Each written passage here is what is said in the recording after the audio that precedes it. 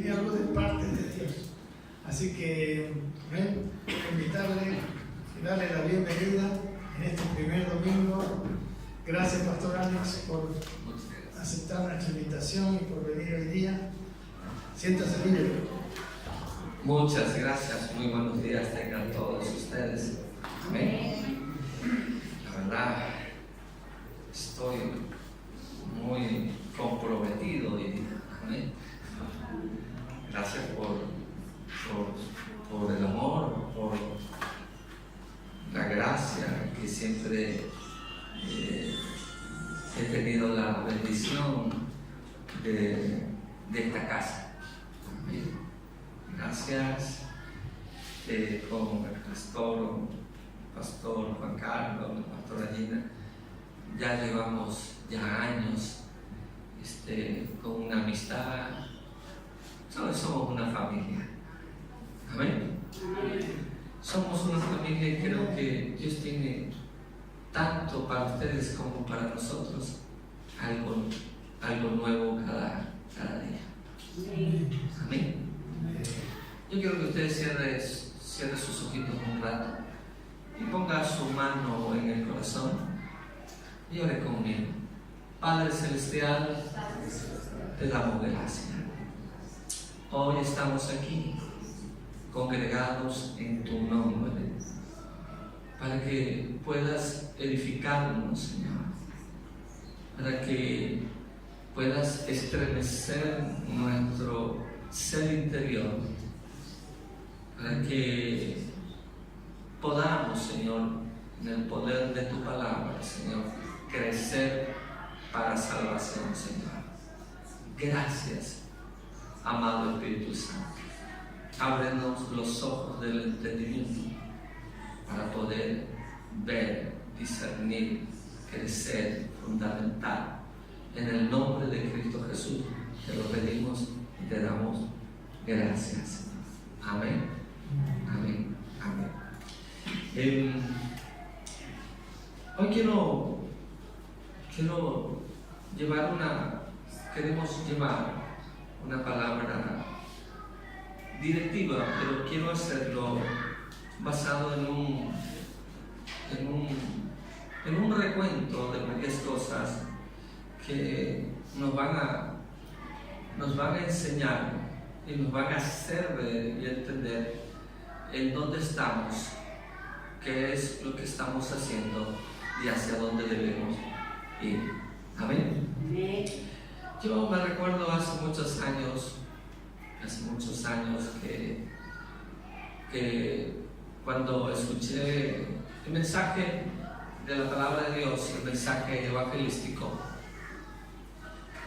todavía me acuerdo que fue en una campaña evangelística donde yo apenas tendría unos 15 años, y el evangelista se movía con tal efusividad que hablaba del Apocalipsis, hablaba de muchas de estas cosas, ¿no es cierto? Y como que a uno lo hace sentir de las llamas del infierno, ¿no? Y uno tiene que arrepentirse y todas esas cosas, ¿no es cierto? Y de alguna forma eso a mí me tocó el corazón, y lo único que sentí es que salí adelante en medio de las personas y acepté a Jesús como Señor y Salvador de mi vida. Pues tengo 47 años, eso fue hace 32 años. Amén.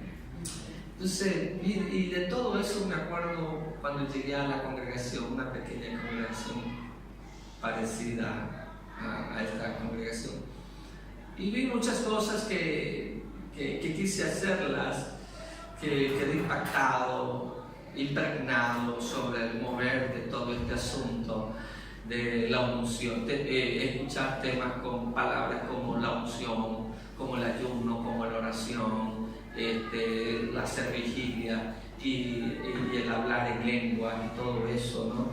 Y yo me acuerdo todavía que iba a los ayunos los días sábados y todo eso, ¿no? Y nos hablaban sobre el tema del aceite y todo esto, ¿no? Y me acuerdo que se ungían con aceite y todo ello, ¿no? Y un día yo estaba así, pues, ¿no? Y agarro en mi emoción, en mi entender de ese tiempo, ¿no? Agarré un vaso de aceite ungido y se lo vertí a mi abuelita. Se lo vertí a mi abuelita y mi abuelita ahí, así, ahí. Y después de todo, la veía a mi abuelita, ¡ay, hijito, qué es lo que me has hecho! La veía a mi abuelita lavándose el cabello ahí en el lavabo, ahí con su cabello largo. Y viendo todas estas cosas y estas anécdotas que uno pasa y acontece. Basado en ello, yo quiero hablarte de la función que debe tener la iglesia, y que como iglesia debemos crecer en la dimensión. Diga conmigo, yo debo crecer en la dimensión de Cristo. Si bien es cierto, los profetas debemos tener la mera intencionalidad de investigar y de indagar, como dice la carta a Pedro, ¿no es cierto?, de esta salvación tan grande de lo que es Cristo Jesús, Señor nuestro. Y para ello creo que estamos en esta mañana para ver lo que el Señor tiene para con nosotros. Amén. Amén. Así que dígale al que está a su lado, debes crecer en Cristo Jesús. Entonces debemos ver como optimismo que para esta congregación y para cada uno de nosotros vienen mejores tiempos. Amén. No solo para la congregación, sino para todo lo que es el cuerpo de nuestro Señor Jesucristo, para toda la iglesia. Amén. Amén. Entonces, cuando hablamos de la iglesia, que la realización de la iglesia como propósito, como el entender que el Padre tiene un propósito específico en la realización de nuestras vidas, en la realización de nuestro entorno, en la realización de nuestro corazón, en todo lo que se llama, y no solamente eso, sino que en la realización Él va a dar las herramientas posibles, las herramientas y los recursos necesarios para que esto que nosotros llamamos propósito se pueda dar en este tiempo. Amén. Amén. Y no solamente eso, sino para que se pueda desarrollar. El propósito del Eterno viene con las herramientas. El propósito del Eterno viene con los recursos. El propósito del Eterno viene con todas estas cosas para que se pueda desarrollar esta hermosa función. Amén. Entonces, hemos visto el año pasado y todos estos años que hemos convivido juntos, que hemos hecho reuniones, que hemos comido, que hemos pasado esto. Entonces, lo que se llama reforma tiene que ver con un cambio de estructura y tiene que ver con tantos cambios y tantos detalles que si nosotros no nos apersonamos a cambiarlo y hacerlo en nuestra vida y hacerlo en el diario vivir, entonces vamos a sufrir un estancamiento, nos vamos a frustrar y no vamos a poder, diga conmigo, no voy a poder avanzar.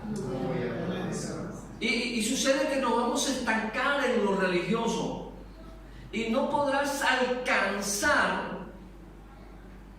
los propósitos de la vida de las demás personas. Y cuando digo alcanzar los propósitos, digo que cada uno tiene la responsabilidad de que el propósito del Eterno sea no solamente para los que estamos aquí, sino para la sociedad. Si no podemos nosotros tomar en esto en cuenta, ¿cómo podremos alcanzar a la sociedad y cómo podremos alcanzar una nación?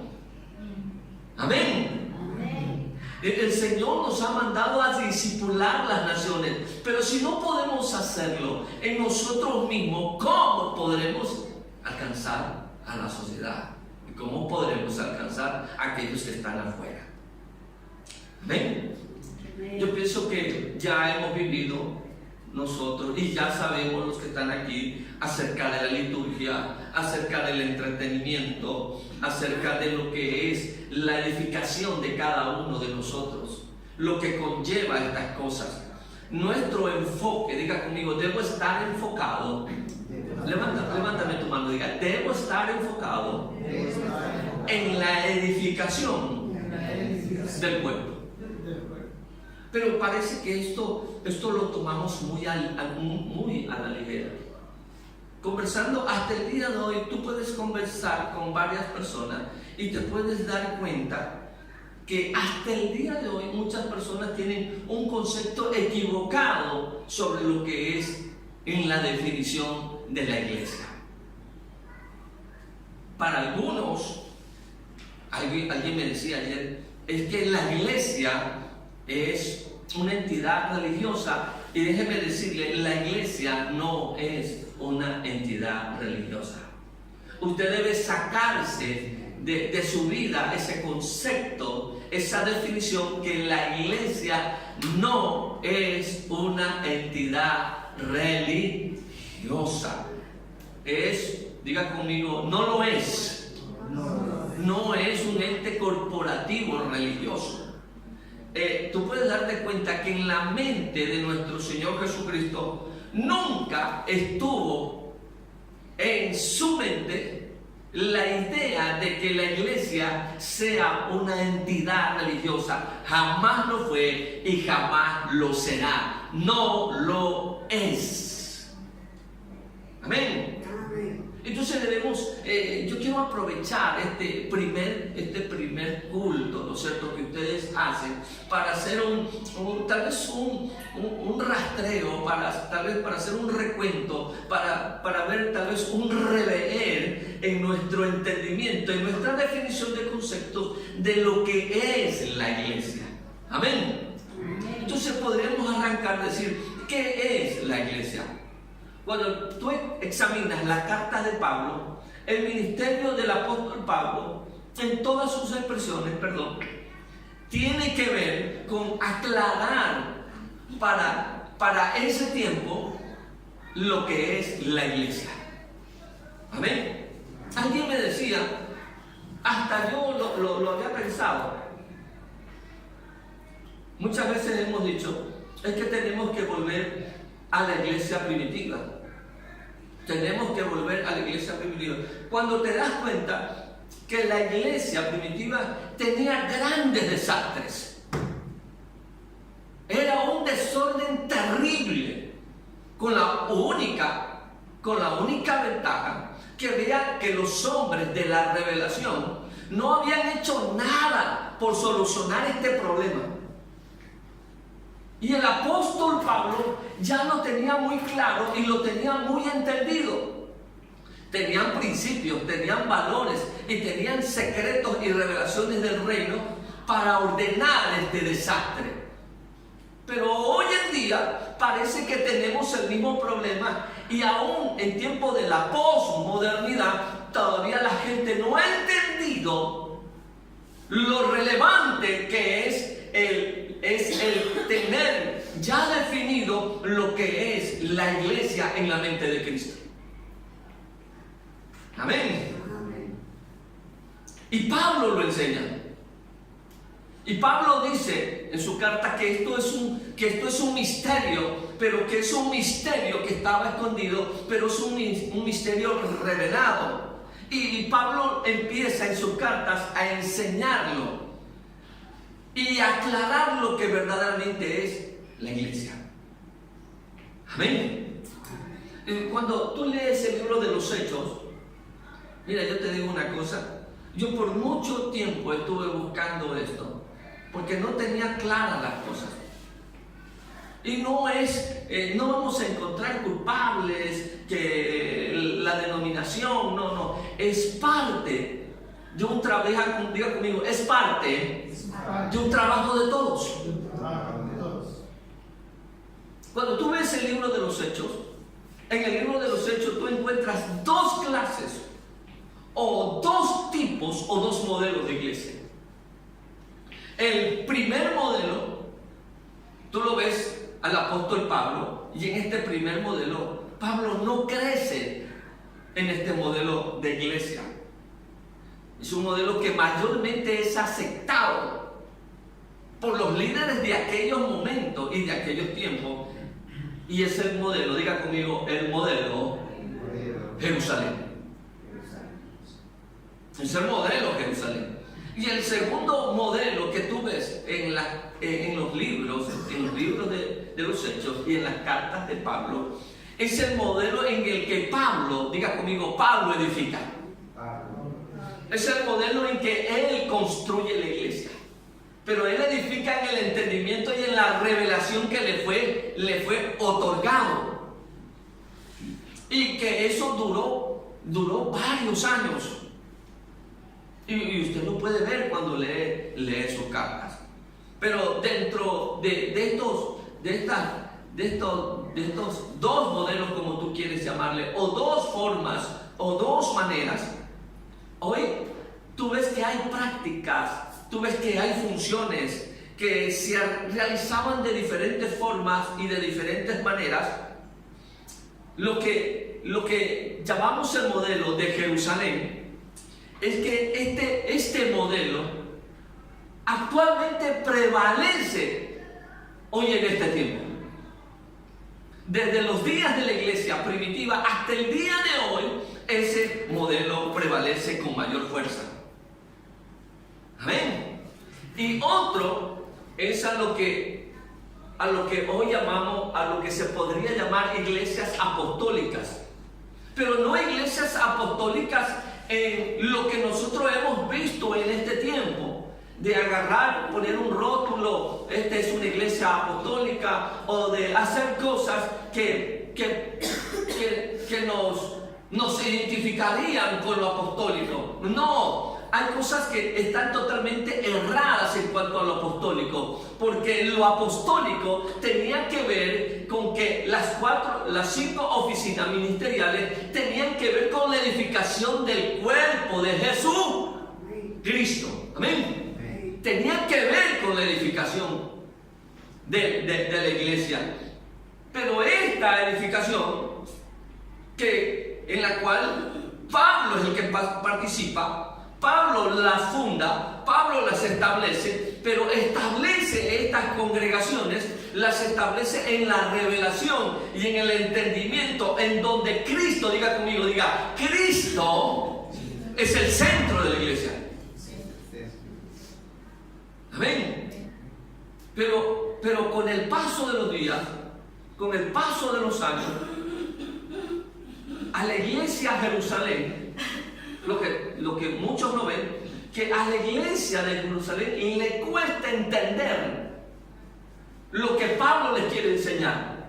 Hay un gran problema cuando tú ves la carta, el libro de los Hechos. Pablo quiere reformar la iglesia de Jerusalén, pero no puede, porque la iglesia de Jerusalén no lo entiende. Amén. No lo entiende. Entonces, ¿qué es este modelo a lo que llamamos modelo Jerusalén? Diga conmigo, modelo Jerusalén. Y cuando terminemos te vas a dar cuenta de que ¿en qué modelo estamos posicionados? Amén. Porque este modelo Jerusalén es lo que pasaba en el templo. Diga conmigo, lo que sucedía en el templo. Usted debe recordar que el único templo que había en ese tiempo era el templo de los judíos, en donde la iglesia de Jerusalén se congregaba. No había otro templo. Amén. No había otro templo.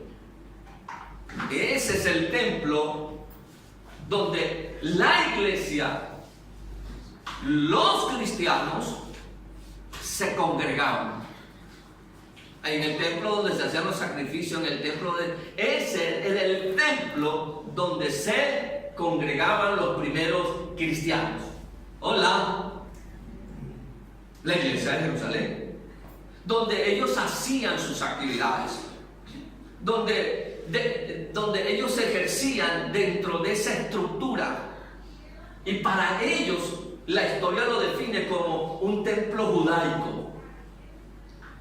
Ellos se reunían para ser parte de la dinámica como iglesia. Para este modelo es muy importante la infraestructura. Hola. Amén. Para este modelo, Jerusalén es importante.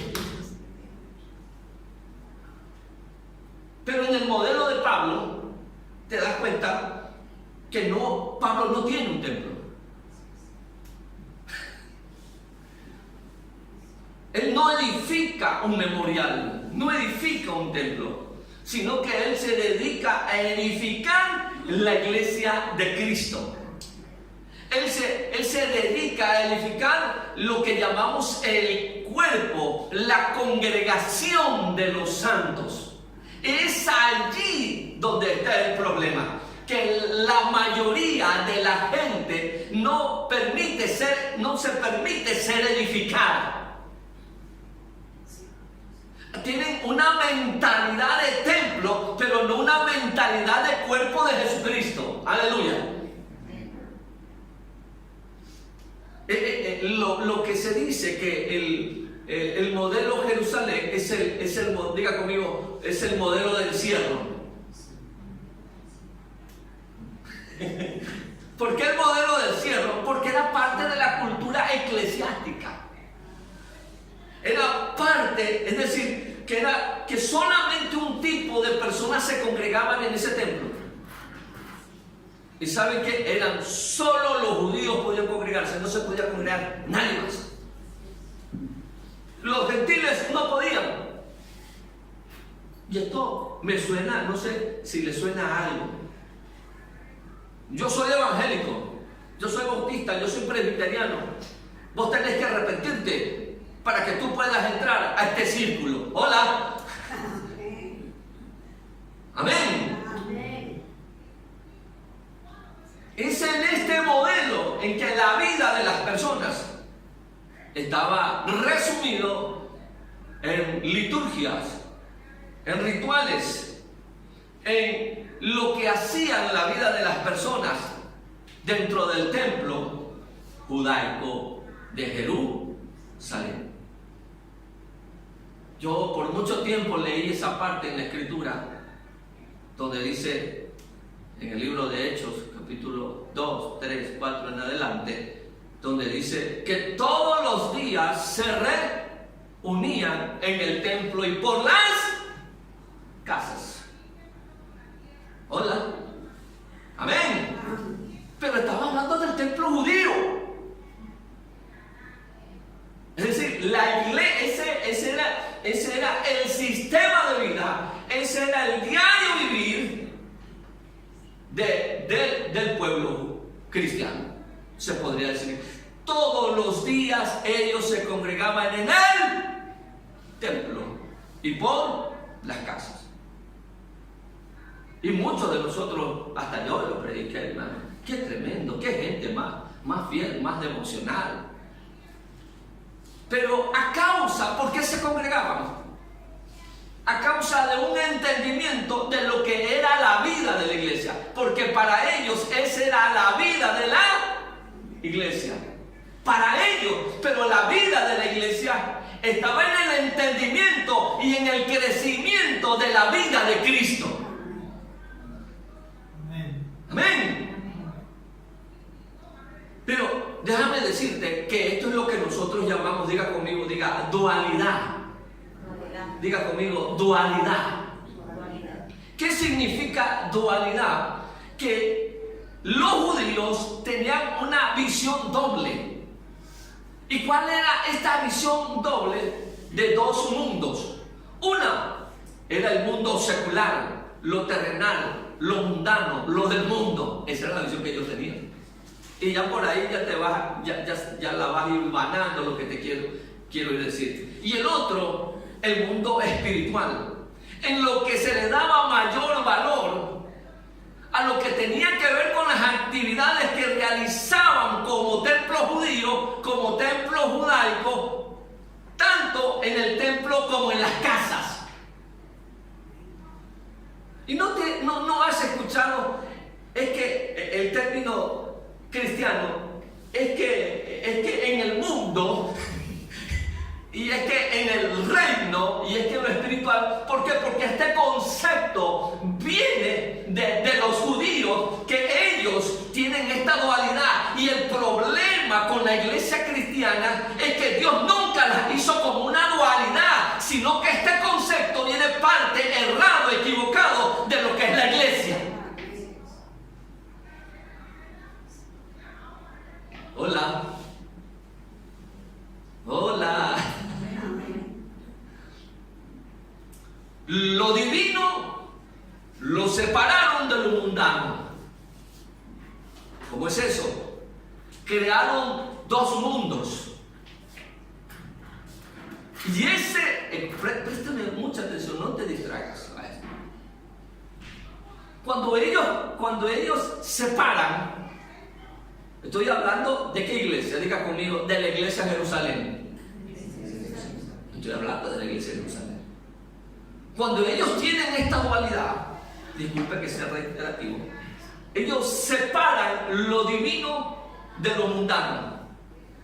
Cuando ellos crean estos dos mundos, es ese concepto que los lleva a ellos a que como aquello era del mundo y esto era lo que tenía que hacer, lo que tenía valor, entonces ellos dijeron, hay que vender todo lo que tenemos para dedicar nuestra vida a esto, de lo que es la vida de ritos y actividades de la iglesia.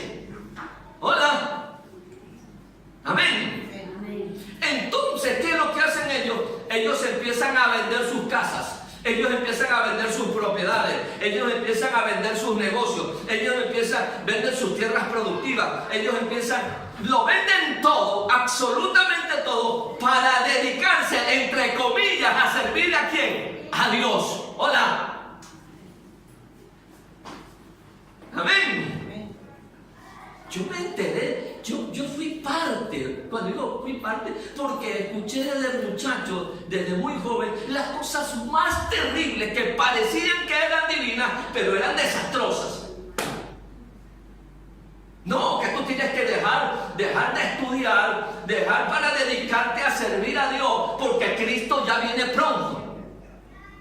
Y cuando yo traté de dejar mis estudios, mi madre me dice, tú que dejas, y yo que te doy palo. Y ya sabemos de dónde vienen estos conceptos. Amén. Ellos lo vendieron, diga conmigo, lo vendieron todo. Porque ellos creían que con venderlo todo y dedicarse a servir a Dios en el templo judaico, habían ganado todo. Pero tú ves que años más tarde, la iglesia de Jerusalén, que empezó con mucha riqueza material, de tal manera que dice la Escritura que no había necesitado entre ellos. Diga conmigo, factor necesidad. Es el mismo problema que había antes, también lo hay hoy. Diga conmigo, factor necesidad. Y todo eso se administró para las necesidades. Y parece que nosotros lo vemos muy bien, satisfacer las necesidades. Pero con el tiempo, esta gente estaba dedicada a congregarse, entre comillas, todos los días en el templo y por las casas, todos los días. Y llegó a convertirse en la iglesia, diga conmigo, en la iglesia más pobre. Aleluya. Hola. Miren lo que dice Romanos capítulo 15. Abra su Biblia, por favor. Romanos 15.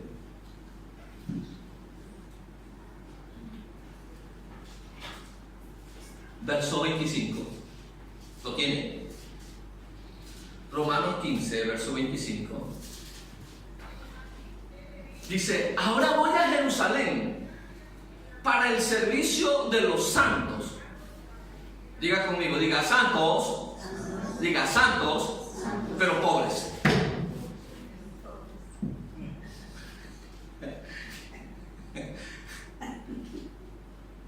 Amén. Amén. Yo vine aquí como profeta, hermano. Amén. Diga conmigo, santos, pero confundidos.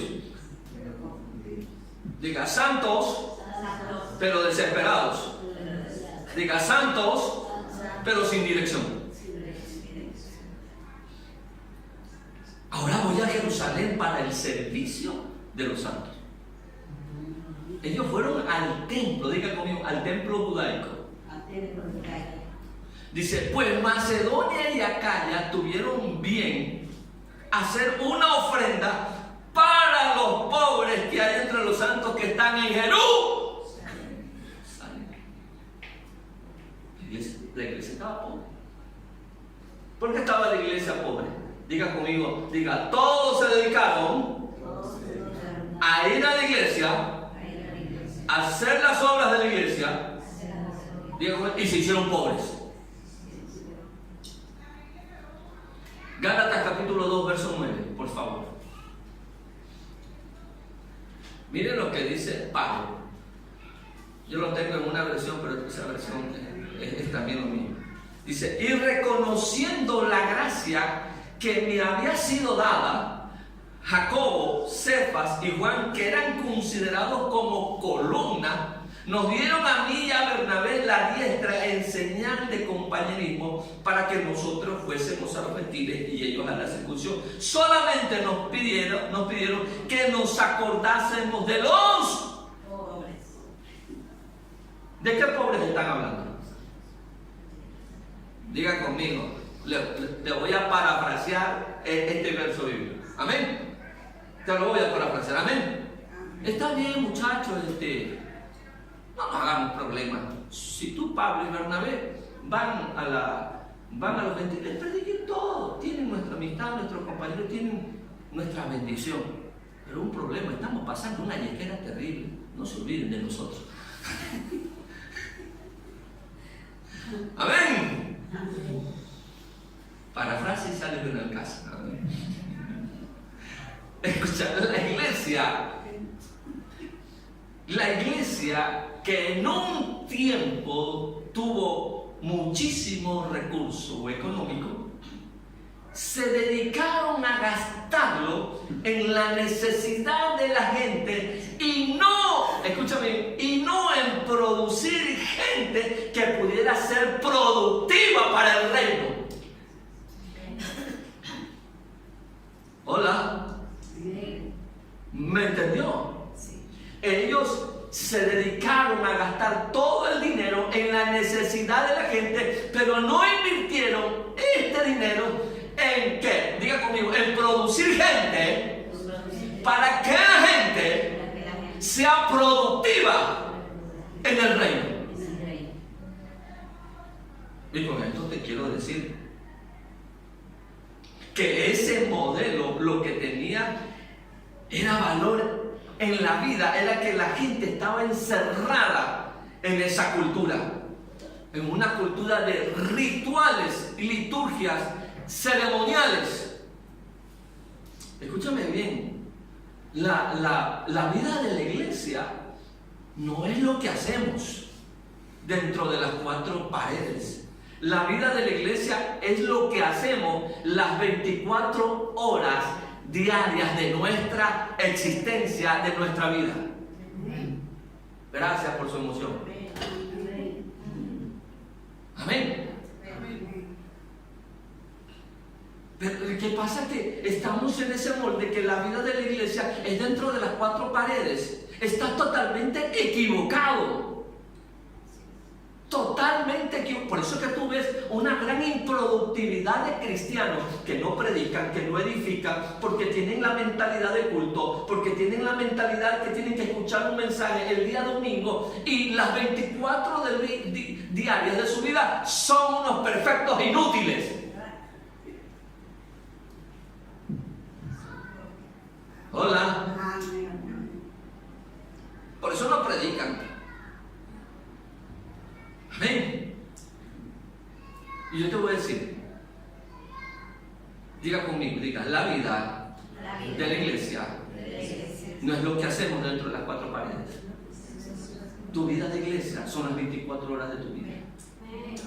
¿Cómo eres como iglesia, como esposo? Aleluya. ¿Cómo eres como iglesia, como esposa? ¿Cómo eres como iglesia, como hijo? ¿Cómo eres como iglesia, como amigo? ¿Cómo eres iglesia como discipulador? ¿Cómo eres como iglesia, como empresario? ¿Cómo eres como iglesia en la universidad? ¿Cómo eres como iglesia en el trabajo? ¿Cómo eres como iglesia cuando estás en tu venta de arepas, en tu venta de empanadas? Cuando ese trabajo que es digno, tú te comportas como iglesia. Además de producir, de ser una entidad productiva, eres una entidad que produce reino. Amén. Diga conmigo, yo tengo que sacudirme este año, diga.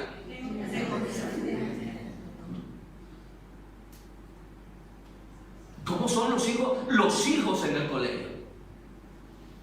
Yo tengo una chiquita que se llama Ariel y nos ha dado palo a muchos, oiga. Porque va y trae gente de sus amiguitos ahí, ven, te predico, tienes que arrepentirte y todas esas cosas. En el colegio. Pero nosotros grandotes, burrotes, no tenemos tiempo para nada. Amén. Diga conmigo, diga, iglesia es lo que somos las 24 horas del día. Yo estaba mirando ayer con mi esposa. Ustedes se han visto las dos partes de Dios. Dios no está muerto, esa película. Ahí Dios no está muerto, primera parte, y Dios no está muerto, segunda parte. Cuando todo el desarrollo de la vida de un joven es en la universidad. Hola. Donde ve el enfrentamiento entre el catedrático y el alumno. Diga conmigo, eso es hacer iglesia. Eso es hacer iglesia. Y el hombre empieza a estudiar para exponer y a la larga convencer o desconvencer a todo un auditorio de alumnos candidatos a ser ateos. Hola. Amén. Amén.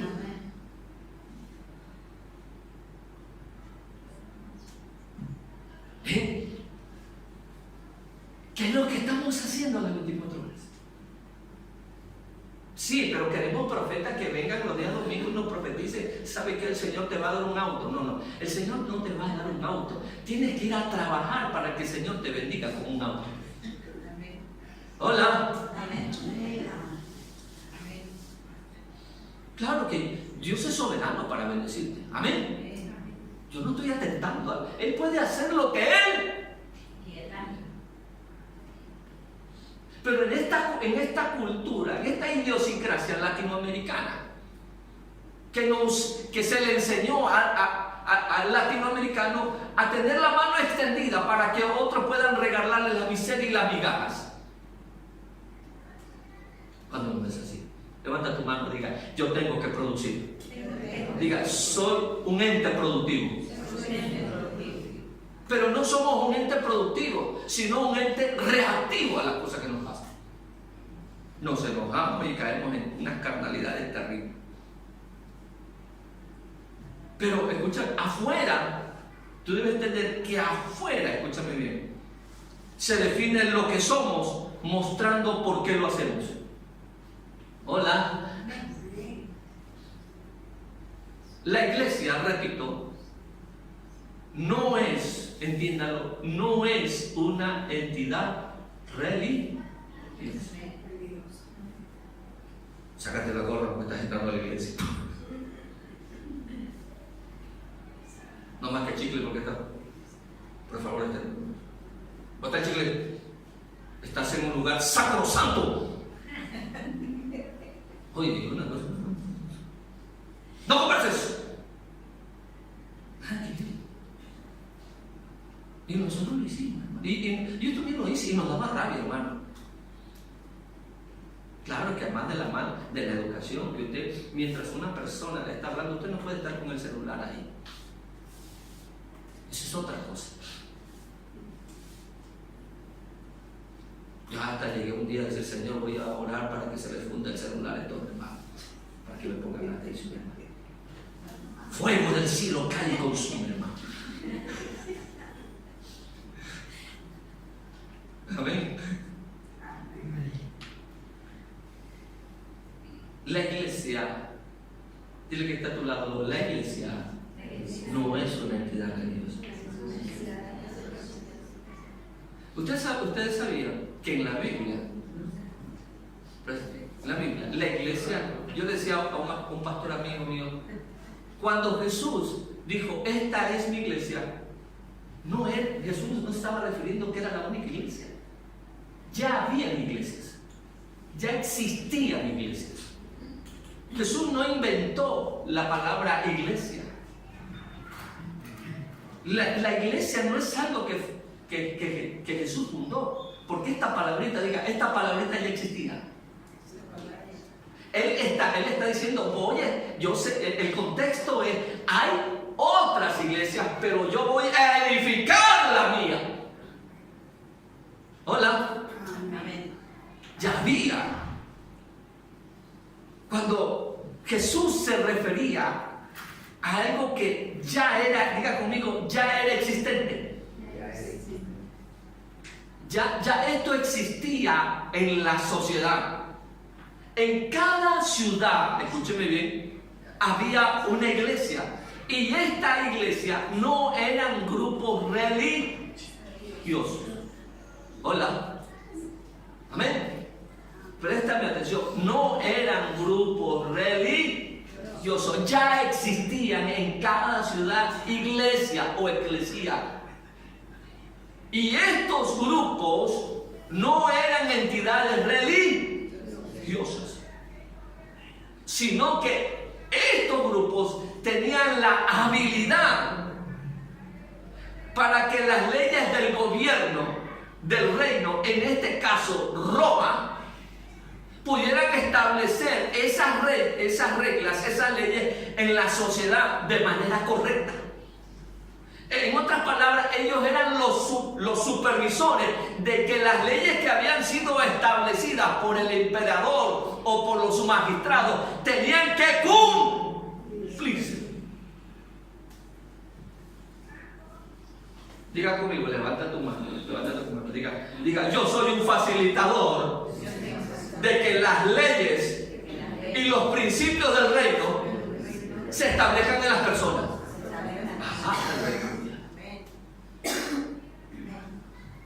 Pero es lo que no hacemos.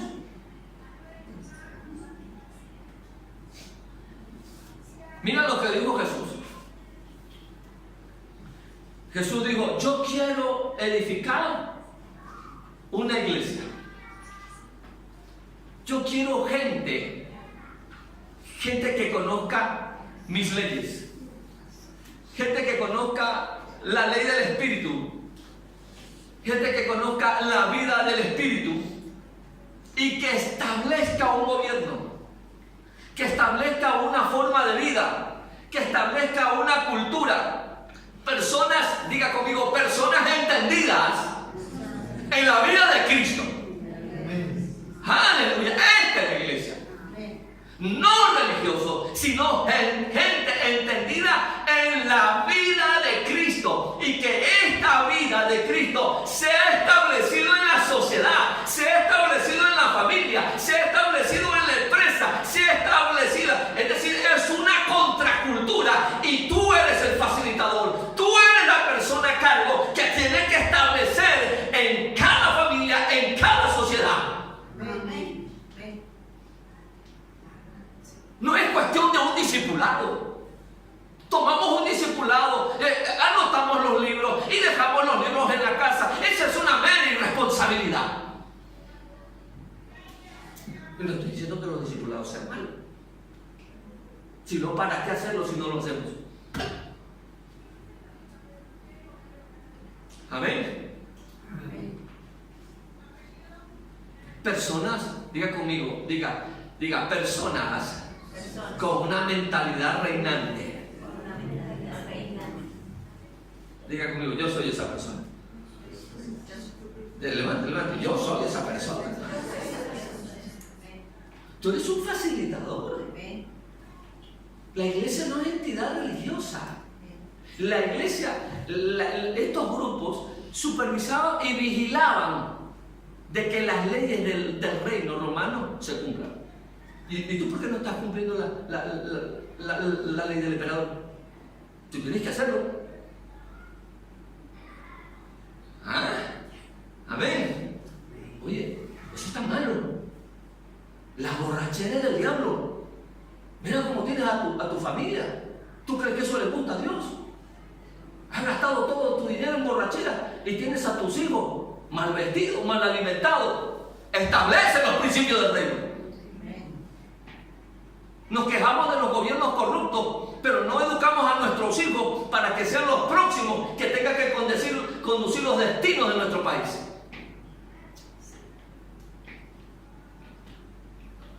Amén.